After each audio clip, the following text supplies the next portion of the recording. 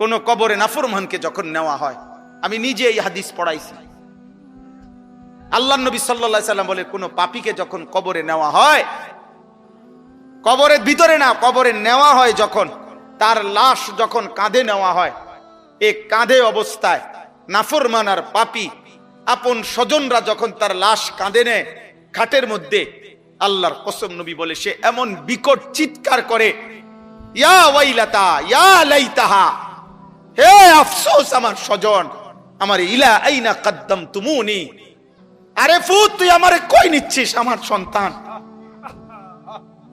আমার ভাই, তুই আমারে কান্দে নিয়ে ওদিকে নিচ্ছিস কেন? মনে আমারে মাইরা ফেলবে তো, আমারে কবরে দিস না রে আব্বা, আমারে কবরে দিস না, আমারে তো ফেরেশতা মাইরা ফেলবে, আমারে তো শেষ করে ফেলবে, আমারে দিস না। এইভাবে স্বজন নিজের স্বজন ডাকে যে, কারণ আপন জনরাই তো লাশ কাঁধে নেয়, আপন জনদেরকে ডাক দে, আব্বা এটা করিস না, আব্বা আমারে নিস না ওইদিকে।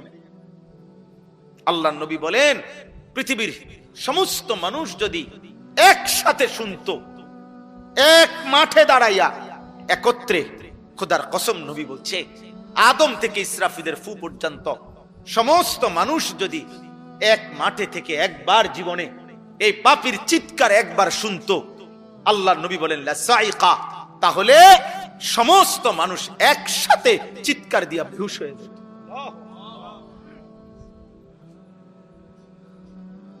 তোমরা মস্কারি মনে করছো, শেষ পর্যন্ত দিন শেষে মিলাইয়া দেখো অর্জন তো কিছুই নাই। যত নারী দেখছো কেউ তোমার আপন না, মোবাইলের নর্তকী তো তোমার না, নর্তকী তো তোমারে ধোকা দিছে আব্বা, নর্তকী তো তোমারে ধোকা দিছে, সিনেমার নর্তকী তো তোমার না, রাস্তার বেপর্দা মেয়েটা তো তোমার না, তোমার কিচ্ছু না, সে তো রূপ যৌবনের ফেরি করে। হ্যাঁ, অস্থির ছবি যারা দেখো বাবা, কি দেখছো, কাকে দেখো? তোমার ক্ষয় ছাড়া, তোমার ব্যয় ছাড়া আয় কি? মোবাইল গেল, এমবি গেল, চার্জ গেল, টাকা গেল, কোমরের ক্ষমতা গেল, হারাম বীর্যপাত হইল, লজ্জাস্থানের সক্ষমতা নষ্ট হইল, শেষ পর্যন্ত একদিন পঙ্গু, অচল ছাড়া, ধ্বজভঙ্গ ছাড়া আর কি? আমি খোলামেলা বললাম, কত শত যুবক, কয় শ, আমি চ্যালেঞ্জ করলাম, তুমি শুনবা, আমার কাছে আছে, আমার কাছে হোয়াটসঅ্যাপে জমা আছে, এমন শত শত বাংলাদেশের ছেলে, তাগরা জোয়ান ছেলে, পৃথিবী জানে এমন জোয়ান ছেলে সুন্দর, কিন্তু নারী দেখতে দেখতে, অশ্লীল ছবি দেখতে দেখতে, যাদের পুরুষত্ব নাই, যৌবনের সক্ষমতা নাই, এই হাইওয়ান অশ্লীল আর উলঙ্গ ছবির পাল্লায় পড়ে ভিতরের জীবন শেষ। তার আখেরাত তো নাই, আখেরাত তো পরের খবর, এটা তো নাই কিছু, দুনিয়াও কিছু।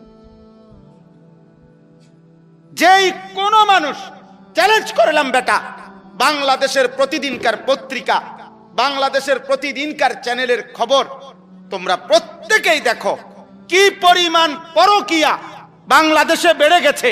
এর কারণটা কি? কারণ এই স্বামী এই স্ত্রীতে তৃপ্ত না, এই স্ত্রী এই স্বামীতে তৃপ্ত না, আর কোনো কারণ না। কারণটা কি আব্বা? সব সব নারী দেখতে দেখতে, সব অস্থির ছবি দেখতে দেখতে, সব যৌন দৃশ্য দেখতে দেখতে টেম্পার সব শেষ। এই জন্য ওই মেয়েও, মহিলাও আরেক বেড়া খোঁজে, এই বেড়াও আরেক বেড়ি খোঁজে, কেউ কাউরি দিয়া তৃপ্তি হচ্ছে না।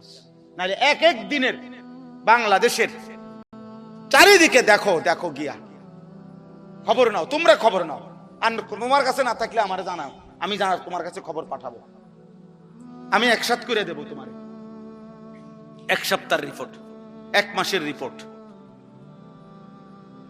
পস্তাইতে হবে, আফসোস করতে হবে। বয়স্ক বাবারা আপনাদেরকে বলছি, আপনারা যাদের ছেলে নামাজ পড়ে না, সারা দিন রাত মোবাইল টিভি দেখে, খোদার কসম আপনারা এর খেসারত দিয়া, এই লজ্জা এবং বেইজ্জতি হইয়া এরপরে আপনারা চলে যেতে হবে। কবরে যাবার আগেই দেখে যাবেন আপনার ফ্যামিলির মধ্যে আল্লাহ শূন্য, আখিরাত শূন্য, এই হতাশার দুর্ভাগ্য নিয়ে কপালে, তারপরে যাইতে। হিম্মত থাকলে আজ ভেঙ্গে ফেলেন।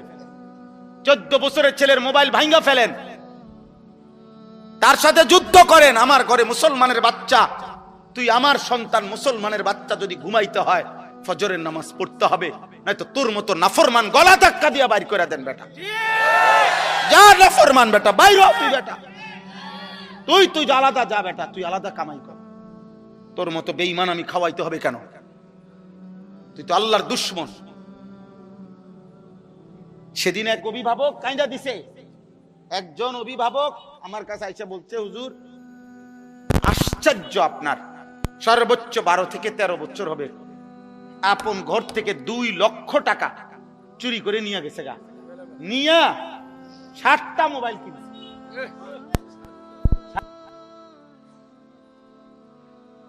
বলো আব্বা। এক ফার্নিচার দোকানদার, উনি বলছে হুজুর আমার 2.5 লক্ষ টাকা কষ্ট করে জমানো টাকা, আমি নতুন মাল উঠামো, আমার ফুতে আমার ক্যাশের টাকাগুলা নিয়া 3 দিনে অনলাইনে জুয়া খেললা। আমিও এখন কাঁদি, আমার ফুতেও কাঁদে। আমার জীবনের হুজুর আর কিছু নাই, পুঁজি নাই। আমি 2.5 লাখ টাকা, একটা গরিব মানুষের 2.5 লাখ টাকার পুঁজি কি ছোটখাটো বিষয় দিয়া?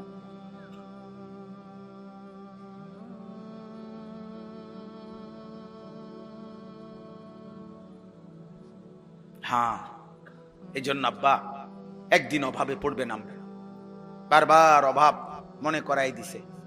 আল্লাহ আবার দয়া করছে, আবার দয়া করে, আবার দয়া করে, আবার ছাড় দেয়, আবার ছাড় দেয়, আবার ছাড় দেয়, আবার ছাড় দেয়। শুধু একটা মাত্র বিষয়, তেল একটু ঘাটতি, জনজীবনের কি অবস্থা, মানুষের উপার্জনের কি অবস্থা বলেন? কত মানুষের উপার্জন।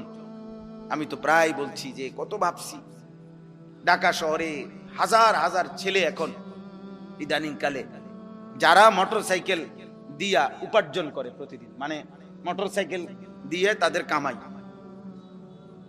হ্যাঁ ওভার পাঠাও এগুলা দিয়া, তাইলে এই ছেলেগুলোর ফ্যামিলি চলে, বউ বাচ্চা চলে। অনেকে আশা ভরসা করে শহরে বাসা লইছে, ছোট্ট বউ বাচ্চা নিয়ে চলতেছে। এই ছোট ইনকামটা দিয়া মার মুখে হাসি ফুটে। তাহলে এরা যদি 15 দিন তেল না পায়, তার ফ্যামিলি চলবে কিভাবে?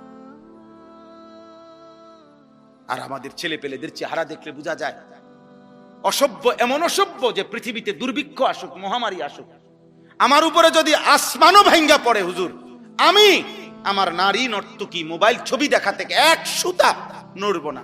আল্লাহরে বলেন আপনারা হুজুররা যদি বলিয়া আল্লাহরে আমগো মাথার উপরেও যদি আযাব দেয়, আমি আল্লাহরে সেজদা দেব না, দেবই না। আপনি আরো কইলো দিতাম, আমি নামাজ পড়তাম না। সাফ কথা। এই হলো তোমাদের অধিকাংশ ছেলে কলিজার ভিতরে, তোমরা এমন শক্ত অবস্থান নিয়ে নিছো, মানে আল্লাহর সাথে, যে আল্লাহকে চ্যালেঞ্জ ঘোষণা করে দিলা আর কি, যে আপনারে দেখায় দেব, সেজদা আপনাকে দেব না। আপনি কি করতে পারেন?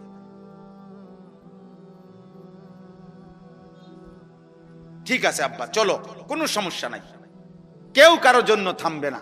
এই পৃথিবীতে এর চাইতে বড় বড় পাপীরা ধ্বংস হয়েছে না? এই দেখেন আল্লাহ তাআলা বলেন, আমিনতুম মান ফিস সামাই আন ইয়াখসিফা বিকুমুল আরদা ফাইদা হিয়া তামুর। আল্লাহ তাআলা বলেন, বান্দা, ওই আসমানের মাওলা রব আল্লাহ, তার থেকে তোমরা কিভাবে এতটা, হে পাপীরা, এতটা নিরাপদ কেমনে হয়ে গেলা? তোমরা কি জানো না ওই আল্লাহ চাইলে জীবন্ত মাটির নিচে দাফন করে দিতে পারে? তখন তো তোমাদের মতো নাফরমানকে মাটির নিচে নিয়া মাটি কাঁপতে থাকবে।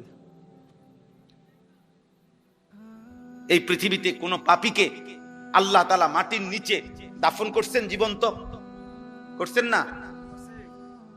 হ্যাঁ, 2 জন, একটা ব্যক্তিকে, একটি জাতিকে। কারুনকে আল্লাহ তাআলা জীবন্ত মাটির নিচে দাফন করে দিয়েছে। 2 নাম্বার হলো কওমে লূতকে, লূত আলাইহিস সালামের জাতি ঘুমন্ত ছিল, নাফরমান জাতিকে আল্লাহ তাআলা জীবন্ত